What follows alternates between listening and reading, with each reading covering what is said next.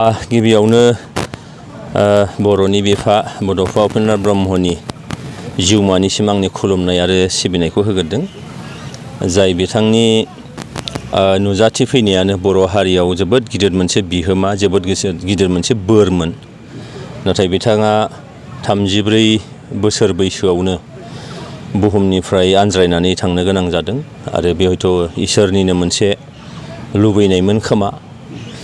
नाथाय गुसुं समनि गेजेरावनो जि बिथाङा बर' हारिनो थामहिनबा नैबे ओनसोलाव संसार जानाय गुबुन गुबुन हारि माहारिफोरनि गोग्लैसोनाय हारिफोरनि थांनानै थानायनि जि मोनसे मिजिं आरो आसाखौ बिथाङा गोसो गोरबोआव सोनानै गालांदों, बेखौ रावबो निस्सय हायाखै। आरो बेनिखायनो दिनै बिथांखौ बर' हारिल' नङा, बे ओनसोलाव थानाय गासैबो गोग्लैसोनाय हारि माहारियानो बिथांखौ गोसोखाङो। बिथांनि मावनाय, बिथांनि जे बिहोमा, बिथांनि जे फिल'सफि, बिथांनि जे प्रिन्सिपल, बेखौ लानानै बयबो दिनै थांनानै थानो आवगायबोदों।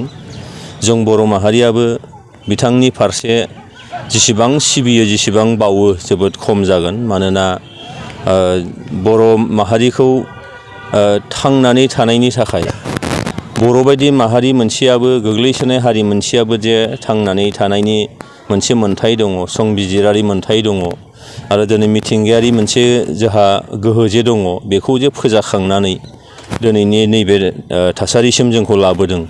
दा बेनिखायनो बिथांनि 36थि थैनाय सान, दिनैनि बे 1 मे, बे समाव आङो बिथांखौ जोबोरैनो गोसोखांदों।